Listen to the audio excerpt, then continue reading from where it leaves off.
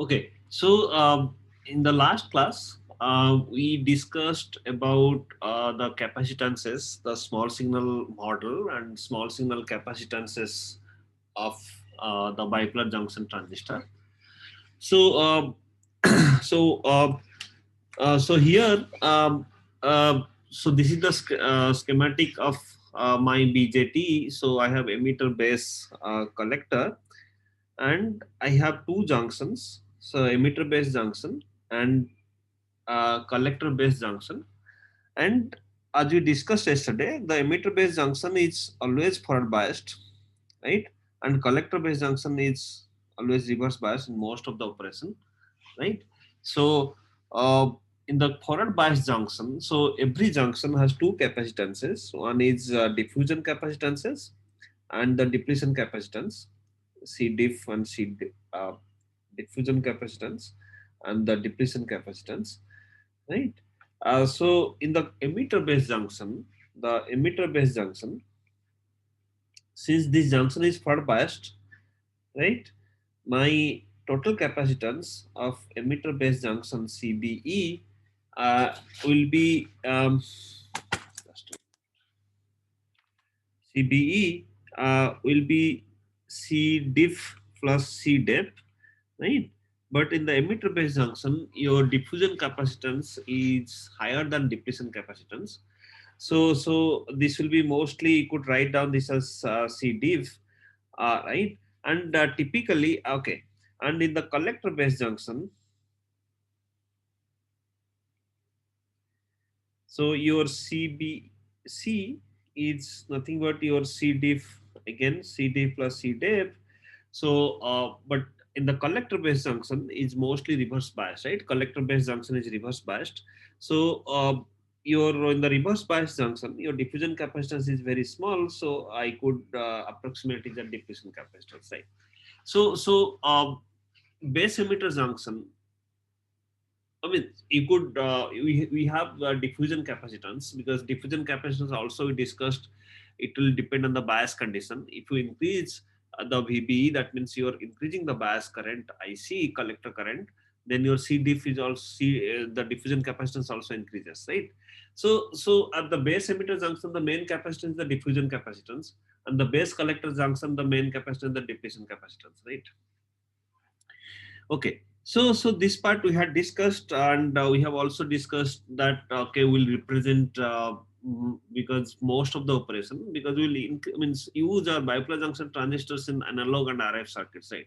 We no longer use bipolar junction transistors for digital circuits. So CMOS is mostly preferred for digital circuits, but we still use bipolar junction transistors for analog and RF, right? Um, so when we're using bipolar junction transistor in analog and RF, that means we're operating our transistor as a voltage control current source, right? So, and we represent this voltage control current source. Basically, in the last class, we also saw that we represent our transistor as a voltage control current source. So basically, we could represent it as so as a small signal equivalent circuit. So basically, so I have input resistance R pi. So okay, so so think of so basically if you think, so this is my emitter, right? So emitter, base and collector. So this is my base, this is collector, this is emitter, right? So this is the small signal equivalent circuit. So I wrote, means yesterday we also wrote, right? Your IC will always be GMVB plus G0 times BCE. So the your here we have VCE, and here I have VBE, right? Um, right, and this will be my GM times VBE, and this is 1 by G0, right? So your IC, so in this case your IC here, your IC is nothing but GM times VBE plus G0 times VC, right? And here the VBE, so basically when you think of a transistor, right? So your transistor is operated in the productive mode, right? So let's say this is my emitter here, and this is base, and this collector. So when you apply any voltage, right, that comes across these 2 points, right? The VB is nothing, you are applying a small signal voltage, so VB comes across the transistor, right? So this is my VBE, right? So there is a input impedance, right? So basically, if you look to the transistor, so there is a input impedance, and that impedance we call it R in of the bipolar junction transistor. And typically, I mean, in the books it is mentioned as R pi, right? So R pi is nothing but the input impedance of the bipolar, the BJT, bipolar junction transistor, right?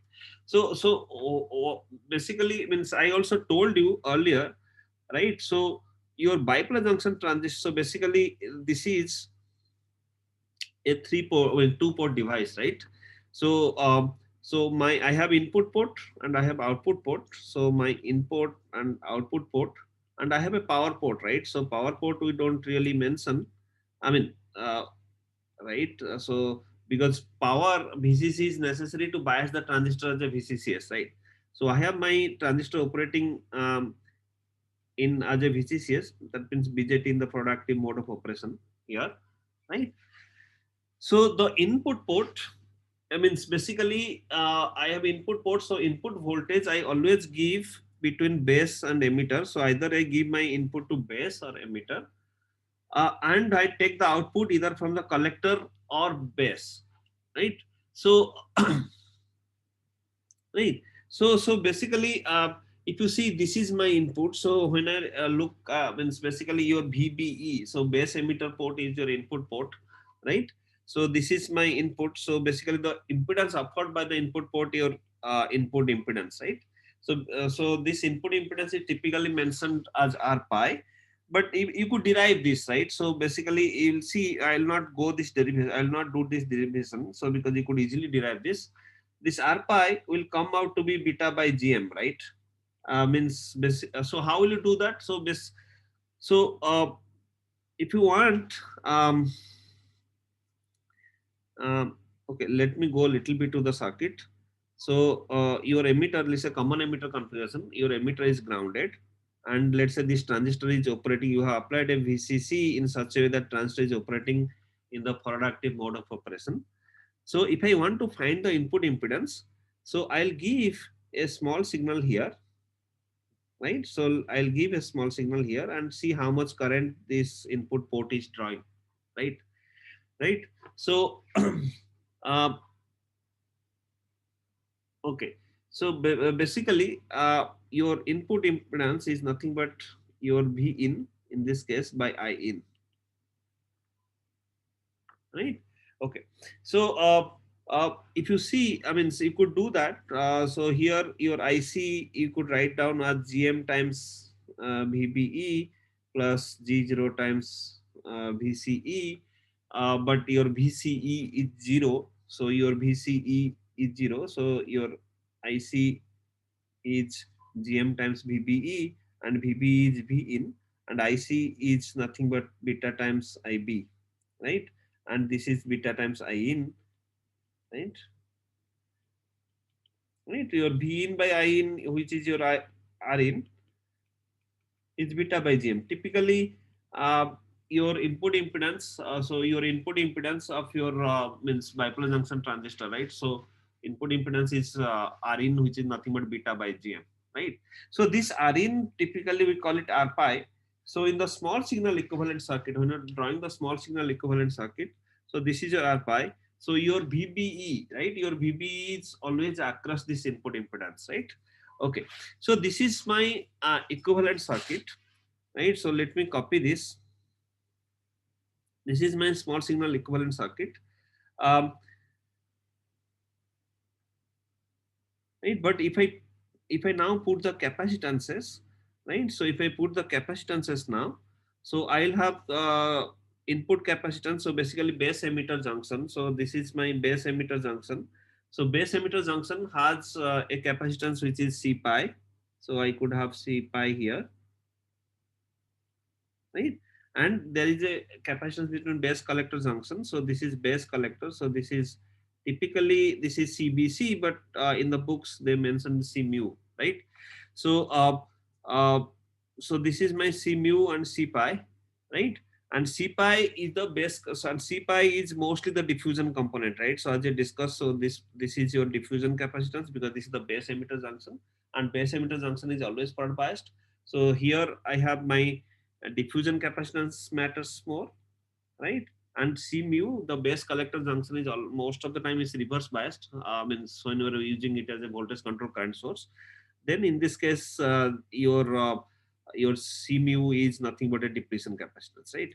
So okay, um, so now one important parameter which is means I will discuss, which is related to device physics, is the transit frequency, and we'll derive, I mean basically we'll look, means we'll see what is this transit frequency, because uh, so when you design your bipolar junction transistor, uh, uh, the transit frequency is a very important parameter, right? So transit frequency will tell you uh, what is the maximum frequency you could operate this transistor, right?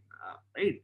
So transit frequency basically means, if you look at the books, they will tell you, okay, transit frequency is the frequency where the current gain of the means current gain of a BJT becomes one, right? So what is the typical current gain? So if you look at current gain, so if you look at this common emitter configuration here, so my input current is your base current and the output current is your collector current. So the current gain is IC by IB, right? So current gain is IC by IB, which is nothing but beta, right? At very small frequency, when you're operating a transistor at very small frequency, uh, your current gain is beta, right? But as you go on increasing the frequency, right? So you will see that your current gain will start reducing. This is because your capacitances are coming into picture. So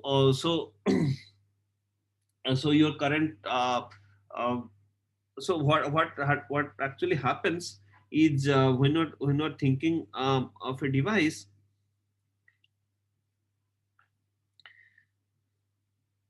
So let's say I'll put the is common emitter mode, but if you look at the input, so I have a capacitance here, right? So this capacitance is C pi, right? So if you have some input current here, right? So if you increase the signal, a signal of means frequency, I mean, say, if you increase the frequency of the signal, so the impedance offered by this capacitance decreases, right? So impedance is nothing but 1 by j omega c pi, right? So 1 by j omega c pi. So as you go on increasing the frequency, so the impedance offered by this capacitance will reduce. That means, so this capacitor will start drawing current, right? So some part of your input current will go to the capacitor. So since some part of the input current will go to the capacitor, the current going to the transistor will reduce, right? So if the current going to the transistor is reducing, that means your current gain, right? So let's say this is my and this is my output current, and this is, let's say, output current IC, right? So your current gain is IC by I in, right? But IC is some part, IC is beta times IB, right? I in, right? But if you see your IB by I in factor, right? So because at high frequency there are some current drawn by your capacitance, right? So this IB by I in also reduces, because some because IB and I in reduce because some current will go to the capacitor, right? So typically your current gain will start reducing, and the frequency where the current gain becomes one, so that frequency we call the transit frequency. Okay, so let's derive the transit frequency. So once we derive the transit frequency, I'll come back and explain the device physics behind the transit frequency, right? Um, so if I draw the transistor, so my transistor is operating in the saturation, sorry, forward active mode of operation. So I have given VCC. Um, now, right, so I have certain BBE, right? So basically the transistor is operating um, in forward active mode, right? So now I give um, a input, right? Let's say this is my I input, right, to the transistor, right? And I am interested in the small signal component of I output current, which is IC, right? Right. So my current gain in this case, current gain is IC by I in, right? Uh, or I could write I out by I in, I out equal to IC. So let's say this is I out. So I out in this case is IC. Right? So so what is this configuration? Because I have a DC current flowing, right? I have a DC current flowing, right? And I have some DC base current, right? So, but I am top of that, I am giving a input current. So that means my IB is fluctuating. So my IC will also fluctuate, right? Right. So I want to find this small signal current gain. So when I talk about current gain, this current gain is a small I out, that AC signal at the output, right? I out by input current, right? So both are AC currents, right? Both are small signal currents, right? So to do that, so I means I have to draw the small signal equivalent circuit, because I have to take, okay, if I don't draw, so let's see how will I do that. So if I want to, I'll take this capacitance, sorry, I'll take this transistor here, right? So I have a C pi here. So this is base emitter. So I have C pi here. Within base collector, I have C mu, right? And for the small signal, because this voltage VCC, right? So the VCC is DC voltage, so I could put it to ground also, right? And this is my I out, right? This is my I out, right? And this is my I in. Right? So I have to find I out by I in this case. Okay. So right. So this is my equivalent circuit. So if any doubt in the equivalent circuit, then you could ask me questions, right? Anybody? Is it clear to everybody? Monica, Nishant, Om, Swati, Sarda, Aditya. Yes, sir. Yes, sir. Yes, sir. Yes, sir.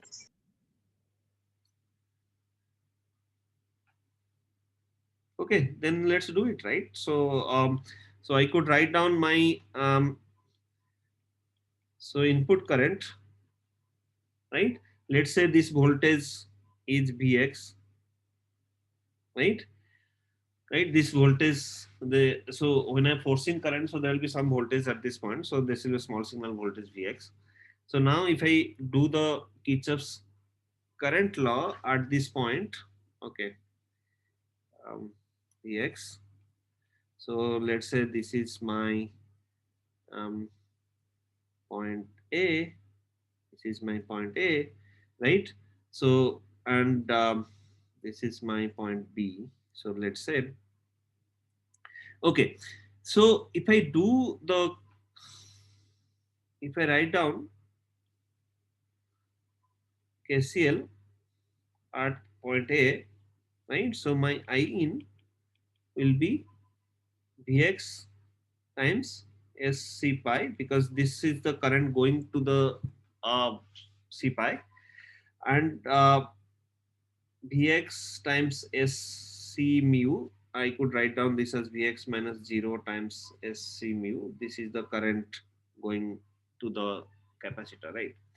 So if I do this I1, and this current is I2, and this current is I3, right? So I'm just writing I in equal to I1 plus I2 plus I3, right? And I3 is nothing but, there is an impedance, so this is nothing but Vx by R pi, right? So the current going I in, I could write in this form, right? So I could write down that Vx SC pi plus SC mu plus 1 by R pi, right? This is my I in. Okay. So now if I do KCL at point B, KCL at node B, right? So if I do KCL at node B, So then uh,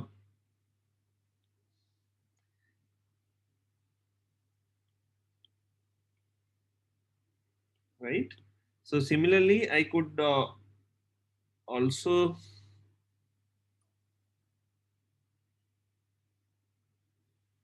or I could do in the same way also. Let's not change the current direction.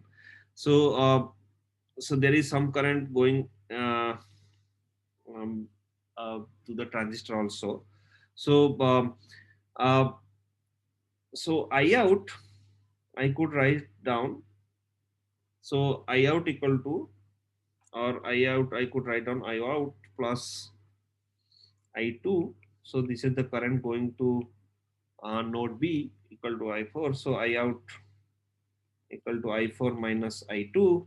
So what is I4? I4 is the collector current. This is nothing but Gm times Vx, right? So your Vb is Vx in this case, and I2 is I have written, right. So Vx times Sc mu, right? Um, so this will be Vx Gm minus Sc mu, right? Um, so I have two equations.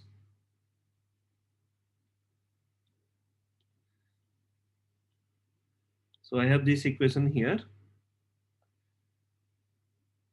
and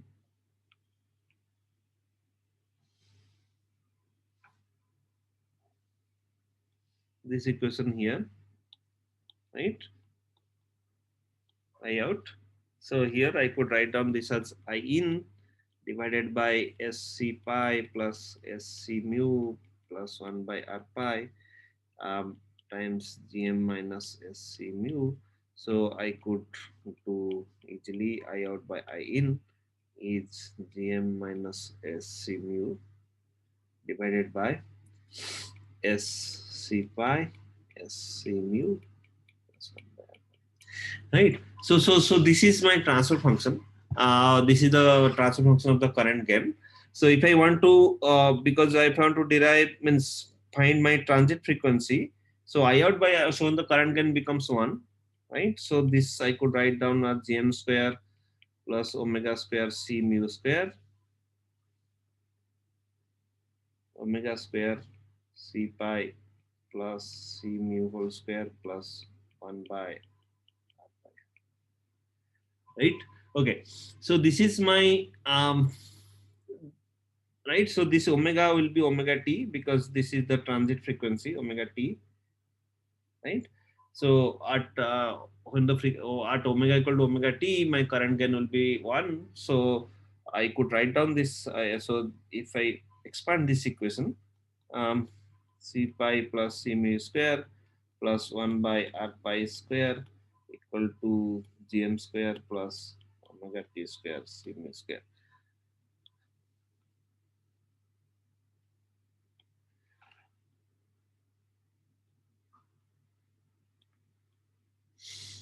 Right, and I could also write this as omega t square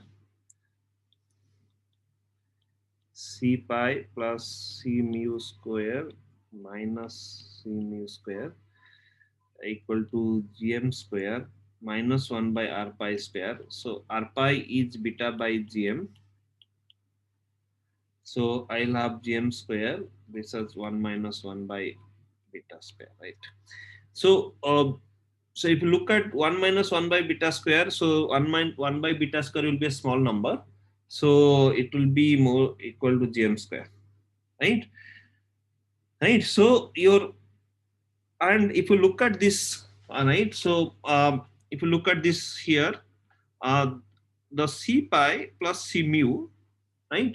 So c pi is your diffusion component, and c mu is mostly your depletion capacitance, right? So means if you take some assumption here, you could c pi by c mu will be c pi, right?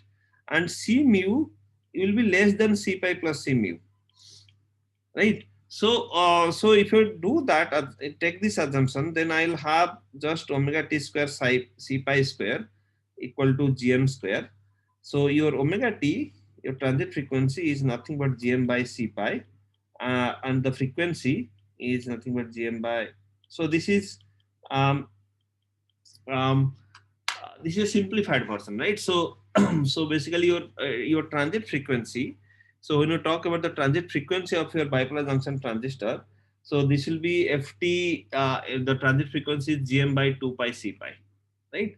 And C pi is a diffusion component, right? So basically if you see your ft is Gm by 2 pi C pi. So if you do not neglect your C mu, you could write down as Gm divided by 2 pi times C pi plus C mu. Right? This is a traditional, I mean, this is the equation which many books will show you, right? Your transit frequency is nothing but transconductance divided by 2 pi times C pi plus C mu.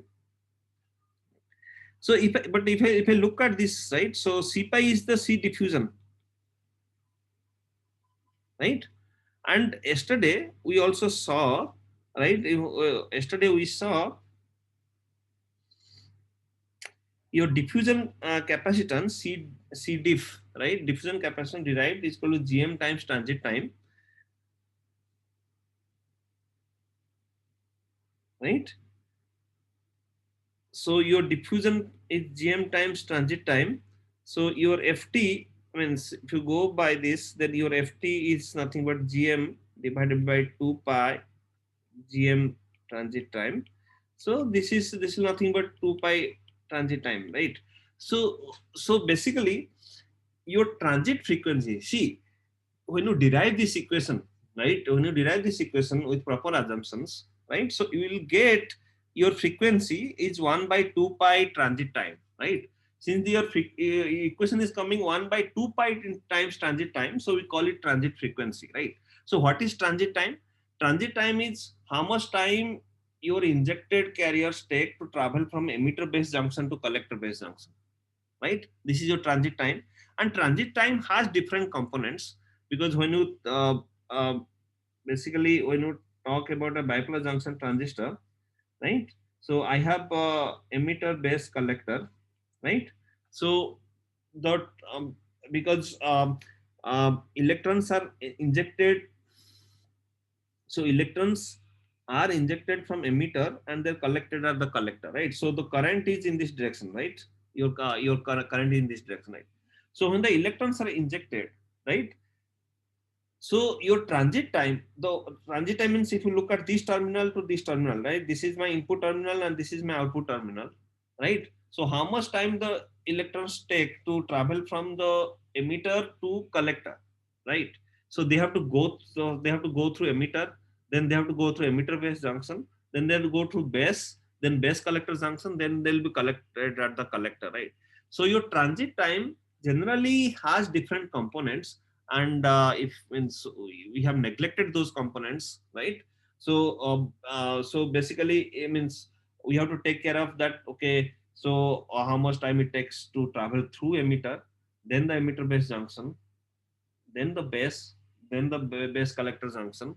So generally, since the emitter base junction and base collector junction, um, uh, so base collector junction they drift, right? So and that time is very small, right? So basically that time is very small. So we mostly consider the transit time is nothing but how much time the electron takes to go from emitter base junction to base collector junction. So this transitions your this frequency where the current gain becomes 1 comes out to be 1 by 2 pi times transit time. This frequency is called transit frequency, right? So transit frequency uh, indirectly, I mean, tells you, right, uh, that how much time it takes for the injected charge to go from emitter base junction to collector base junction, right? Okay, so if I look at your FT, right? So your FT, your transit frequency will depend on the transconductance, and transconductance is nothing but your collector current, right? So higher the collector current, higher will be the transconductance, right? So higher the collector current, so basically you see higher the collector current, that means your base emitter junction is heavily forward biased, right? So how will you increase collector current otherwise, right? Just by increasing the base emitter junction forward bias, right? So higher base emitter junction forward bias, that means you are injecting lot of electrons in the case of NPN BJT, right? So let me draw, right.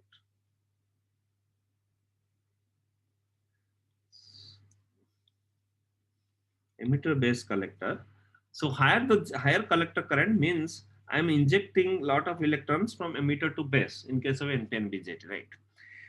So if I'm injecting lot of electrons, the concentration gradient in the base is higher, right? Concentration gradient in the base is higher, right? If the concentration gradient is higher, definitely the means see electrons move in the base because of diffusion, and diffusion is nothing but your concentration gradient, right? If your concentration gradient is higher, your electrons will move faster. If the concentration gradient is lower, the electrons will move lower, means move at a smaller pace and at a low speed, right? So that's the reason your transit frequency, um, right? So your transit frequency will depend on GM, right? And also it will depend on capacitance. It's your capacitance, both emitter base and base collector capacitance, right?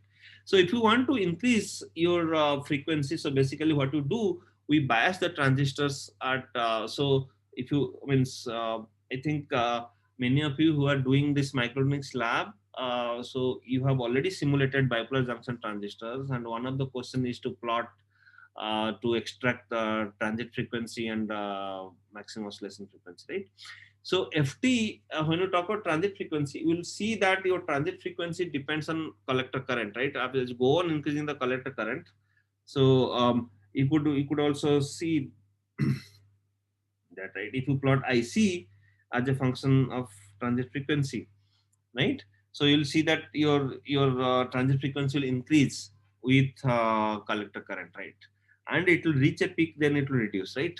So it means you could do that, right? So basically, your means transit frequency will also depends on where you're biasing, right? So if you want to use your bipolar junction transistor at a higher frequency, right? So you have to bias it at a higher collector current, right?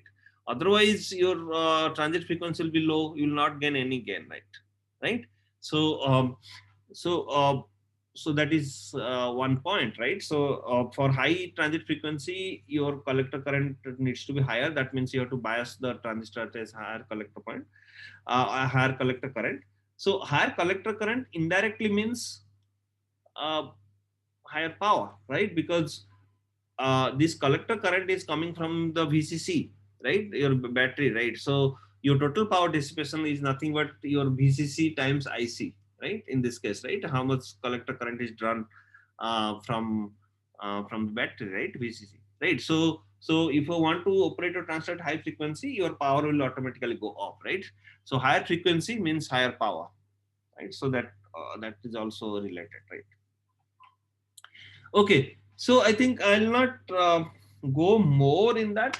So I just wanted to tell you about the transit frequency, and the transit frequency is a very basic device parameter. So if you want to use your bipolar junction transistor uh, at higher frequency, so you have to make sure that the frequency of operation should be less than the transit frequency, right? Higher the transit frequency, you could operate at higher frequencies, right? And transit frequency is depends on transconductance and the capacitance. So capacitance, definitely you cannot change much, right? Because you have already fabricated your transistors, your capacitance is already almost fixed, except the diffusion capacitance, which depends on biasing part, right? But your GM you could always change, right? So in that way you could change your transit frequency, right, during operation. Okay. Any questions here?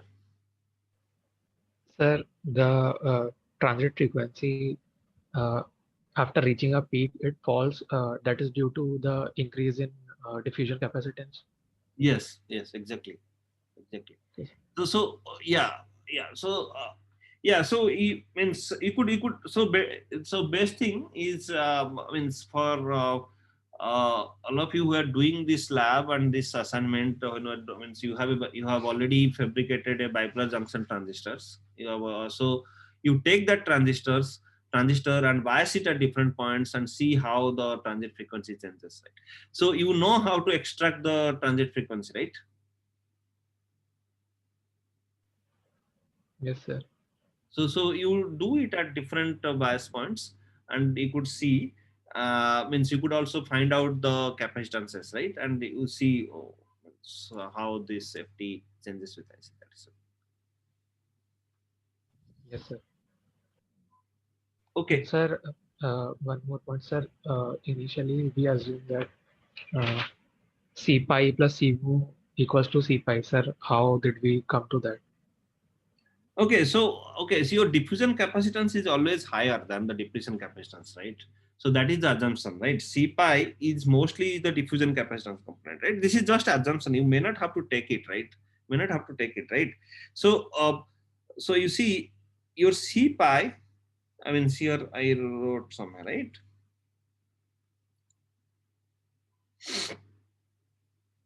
Yeah. So here you see your emitter based junctions. I have C pi and I mean C pi, means that is these are two components, diffusion component and depletion component. But we are assuming that your diffusion component is much higher because this junction is far biased, right? Right, and diffusion component depends on, again, this is depends on the where you're biasing, right? But if you look at the collector based junction, so that junction is reverse biased, right? So there is no injection over that barrier, so your diffusion capacitance is very low compared to depletion capacitance, right? So your CBC, your base collector junction, only you have depletion capacitance, right? But okay, anyway, so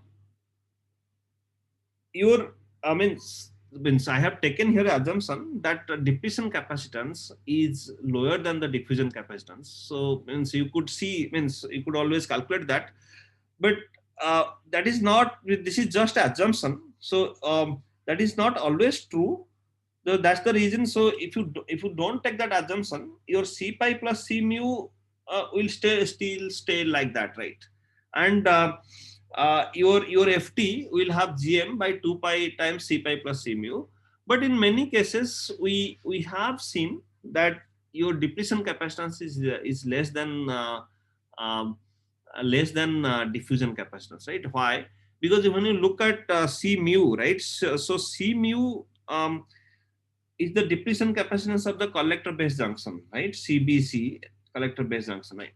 So collector base junction is reverse biased. If the collector base junction is reverse biased, your uh, um, your depletion capacitance is your junction capacitance by 0 plus 1 by V up by VPI, right? To the power m, right? So to the power some constant, right? So you see Cj0, it depends on the depletion width, right? And the depletion width is higher for a collector base, means for a reverse bias junction, right? So your Cj0 will anyway higher.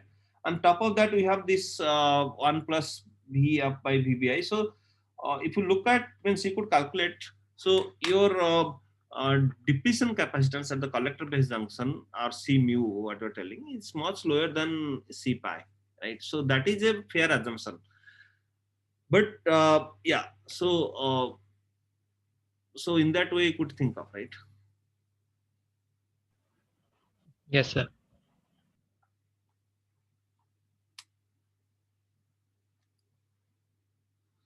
All right. Okay. So so so when we're designing, see, when we're designing a bipolar junction transistor, right? So let's write down. So when we're designing a bipolar junction transistor, so our main goal, so the important parameters are beta, the common emitter current gain, right? Uh, and alpha also, common base current gain. If the beta is good, also alpha will be automatically better, right? And um, beta alpha. and basically your olive voltage, right? Right. And your VCBO, VCO, so that part we also discussed, and your transit frequency, right? Your transit frequency, right? So your beta needs to be high, right? Um, so typically, um, you want your beta to be close to 100. So I also told you why the beta should not be very high. If the beta is very high, then it will have other effects like olive voltage will reduce and things. So typical bipolar junction transistor, your beta is typically around 100, right? Right. You have also very good transistors where beta is more than 100, but we'll see how to do that. Then the olive voltage, because you want um, your transistor to be a very good current source, right? Behave as a very good current source. So your olive voltage depends on base width modulation, right? And base width, right? So your VA needs to be around 20 to 30 volt, right? For a very good transistor, your early voltage is around 30 volt, 40 volt, right? But typically we get around 20 volt, and we always tell that if your early voltage is more than 15 volt, it's a good transistor. I'll not tell it's a best transistor, it's a good transistor, right? VCBO and VCO, these are collector base breakdown voltage, collector emitter breakdown voltage, and the base is open.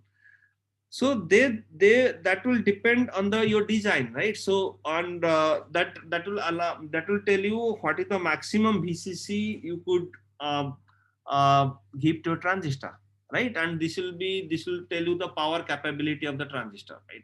Power handling capability of the transistor, right? If you want to operate the transistor as higher VCC, so definitely your VCBO and VCO should be higher. And if your VCC means if you don't want to operate your transistor at higher VCC, then you could design for the lower VCBO and VCO. And VCBO and VCO has an inverse relationship with beta, right? So if you design the transistor for better beta, very good beta, right? Then your VCBO and VCO will be lower, right? So yeah, and another one we discussed is transit frequency. So transit frequency is mostly a important figure of merit for a frequency operation, right? So basically, it will just tell you that what is the maximum frequency you could operate the transistor, right? But yeah, if your high beta is high, so your FT will be high because your transconductance will also be higher. So your FT will be high. So when you're designing, I mean, so you have to take care of these things, and in your assignment also, you could look at all these parameters, right? Beta, early voltage, VCBO, VCO, and transit frequency. So we traditionally means we have discussed that the silicon transistors, but now people have moved to because silicon transistors have certain limitations, right? How will you increase beta? So beta means beta is IC by IB. So to increase beta, so you have to reduce the base width, right? You have to increase the base doping, right? But the moment you reduce the base width, right, your collector base breakdown voltage will degrade, your VA will also degrade, so all those things will happen, right? So there is a limitation. So since there is a certain limitation in silicon based bipolar junction transistors, so people found a new technique, so they moved to heterojunction transistors, right? So uh, before going to the heterojunction transistors, so I'll just give you uh, just tell you, let's say I have a transistor where my emitter is made of silicon, and this is NPN transistor, so emitter is made of N silicon, right? And this will be N plus, right? Because your emitter is heavily doped, right? Let's say this is N type silicon, and if your base is P type, but let's say base is germanium, right? Base is germanium, right? So this is moderately doped, right? So here the doping will be around 10 to the 20 to 10 to the 21 per centimeter cube if for a very good transistor, and this will be around 10 to 17 to 10 to 18 per centimeter cube doping, right? And your collector is again N-type silicon, and let's say this will be in the range of 10 to 16 to 10 to 17, because lower the collector doping, higher will be the VCBO, right? Okay, so difference here is, what I have done is my base, instead of silicon, base is made of germanium, right? So what will be the advantage of this transistor where the base is germanium, right? So what is the difference between silicon and germanium? Germanium has lower band gap. So band gap of germanium is around 0.67 electron volt, and silicon is around 1.12 electron volt, right? So let's do the band diagram. So if you do the energy band diagram, right? So you know how to draw the energy band diagram. For the energy band diagram, we have to first draw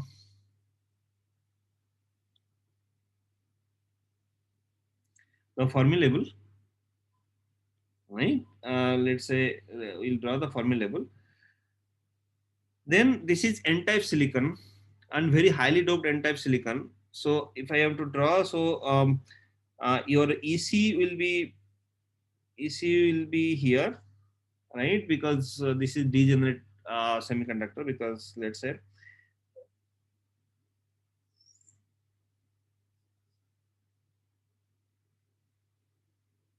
right? So this is your N-type silicon, and then the germanium. So for germanium, so this is P-type germanium, and so I have, if I doping is given, I know, right? So okay, my um, valence band will be somewhere here of the germanium, right? This is P-type, right? This is EC, EV, valence band of germanium, and germanium has a lower band gap, right? So since the germanium has a lower band gap, right? So my EC will be here, right? So what are the next steps? The next step is to draw the vacuum level, and vacuum level we need electron affinity, right? And electron affinity of silicon is mostly equal to electron affinity of germanium, which is around 4.05 electron volt. So that you could get from internet. So electron affinity of silicon is almost equal to electron affinity of germanium. So if I know that, then right. So let's draw the vacuum level, right? I'll draw the vacuum level. So this is my electron affinity, right? So this is my electron affinity of silicon, right? Similarly, if I want to draw the vacuum level of germanium, so since they are same,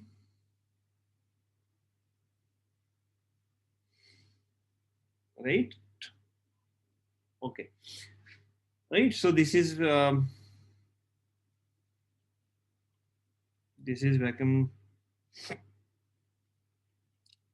level of germanium, right? Sorry, this electron affinity of germanium, right? So now I know that I have to connect it, right? So I'll connect it in a quadratic manner, right? Um, so if I do that,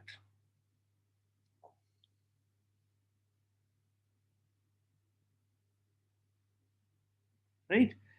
Um, okay, so now I have to connect. So basically, you see,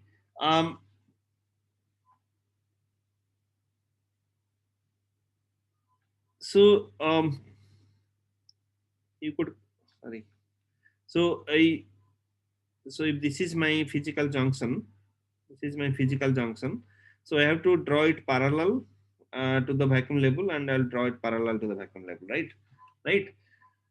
In the valence band, similarly, I have to draw the parallel to the vacuum level, and I'll do the parallel to the vacuum level in this part, and there will be a band gap. Sorry, there is a band offset, right? So when I have silicon and germanium, this is called heterojunction, right? So I have a junction with a silicon and two different semiconductor material. So here the beauty of this silicon germanium heterostructure is I have a band offset, right? And another thing is, if you look at the conduction barrier. So basically, if I'm not applying any voltage, so there is a certain barrier here, right? Right? and barrier at the conduction band level is different than the barrier. So this is QVBI, but the conduction band, and this is QVBI of the valence band, right? So in silicon, this VBI is same in the conduction band and the valence band, right? So the barrier for electron injection in case of both, when the is a homojunction, so barrier for electron injection is same as the barrier for hole injection, right? But in this case, we have two different barriers. That means the barrier for electron injection, right, is less, right, than the barrier for hole injection, right? If that is the less, that means it is much easier to inject electrons from emitter to base than injecting holes from base to emitter, right? But we have discussed, right? So I mean, so we have also discussed, if you want higher injection efficiency, if you want higher beta, right, you do not want any injection from base to emitter, right? So that is naturally avoided in case of heterojunction. This is naturally avoided because of the heterojunction here. So your barrier for hole injection is automatically increased, right? So it is not very easy for holes to be injected from base to emitter, right? Even if you forward bias the base emitter junction, right? So since it is difficult for the holes to be injected from base to emitter, so your base current will be very less, because your base current has components, right? So your emitter current, I mean, if you remember, means your emitter current has two components, right? One is the electron um, current and the hole current, right? IN and IP. And your base current has this IP plus IBR, right? Right, right. This is the base recombination. This is the right. So by doing this heterojunction, I am getting rid of this IP because there is no hole injection, right? So there is no hole injection from base to emitter, right? Because my barrier for hole injection is very much higher, right? So then in that, so I am increasing since the IB is reducing. So IB is reducing at the same VB. If I plot, if I plot IB as a function of VB, so you will see that your base current will be much lower in a heterojunction, in a silicon germanium heterojunction, right? So since the base current is much lower and your collector current is not affected, because collector current depends on how much electrons are injected from emitter to base, right? So so your, okay, your collector current is not affected, but your base current has reduced, so beta will increase, right? On top of that, right? So on top of that, how much electrons are injected from emitter to base? The electrons injected from emitter to base is nothing but Ni square divided by base doping times exponential Vb by Vt, right? So this is the electrons injected from emitter to base, right? And your current depends on how much electrons are injected. So now what I have done is I have reduced the bandwidth of my base region, right? So since I've reduced the band, I mean, not bandwidth, I'm reduced the band gap of your base region, because we are using germanium. So if the germanium, but germanium, if you look at the Ni of germanium is almost 10 to the power 3 times Ni of silicon, right? So if that is the case, right? So you see at the same base doping, right? I am injecting 1,000 times more electrons at the same base emitter voltage, right? So if VB is same and your base doping is same, right? The electrons injected from base to emitter, from emitter to base, is 1,000x more, right? Right. So your means basically two things, right?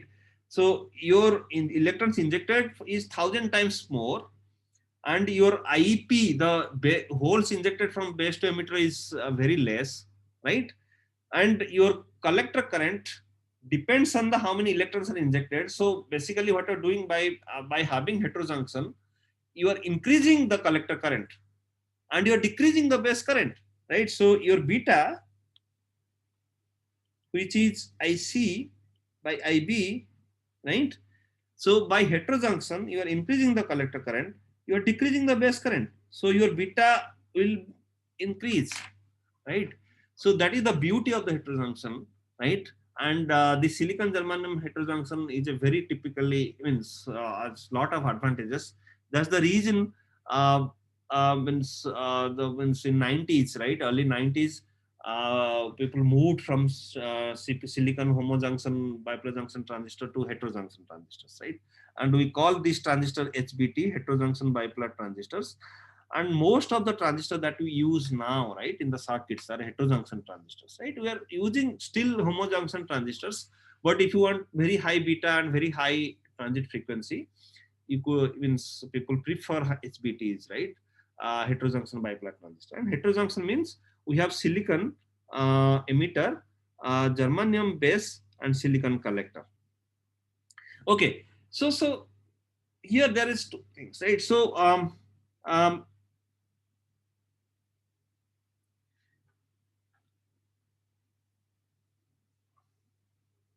so the electrons injected from emitter to base is Ni square divided by Nb exponential Vb by Vt, right? So Ni of germanium is 1000 times higher. So you are in at the same Vb, you are increasing 1000 times more electron, right? But let's say I do not want to increase. I mean, I don't want to increase the number of electrons injected from emitter to base. So to have that, I could increase Nb by 1000 times. So if I increase my base doping by 1000 times, then the number of electrons injected from emitter base will remain same, right? So for the same current, so what I'm telling that for the same collector current,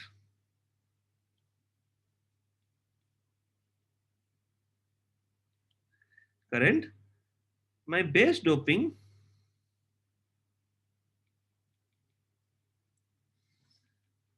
is 1000 times higher, right? My base doping is 1000 times higher, right? So what is the advantage of higher base doping? Base doping is 1000 times higher. That means if you look at my emitter, base, and collector, if base doping has increased, if this base doping has increased by 1000 times, so this will lead to the lower base width modulation because base doping is already higher. So this will lead to lower base width modulation. So lower base width modulation means your early voltage will be higher, right? Right. So think of, right. So I have now means if I don't want my collector current to increase higher, very collector current to be very high, I could increase my base doping if I use germanium as a base. If I increase my base doping, I could increase my early voltage. Means I could have a better current source, better transistor, right? Better voltage control current source, right? So the okay, so these are the things I think. I hope you understood the advantages of heterojunction. We could have discussion already 3 minutes past 12, but we'll have time for some discussion. If some of you have classes, you could leave, and if some of you don't have classes, we could stay for discussion on this, right? Okay.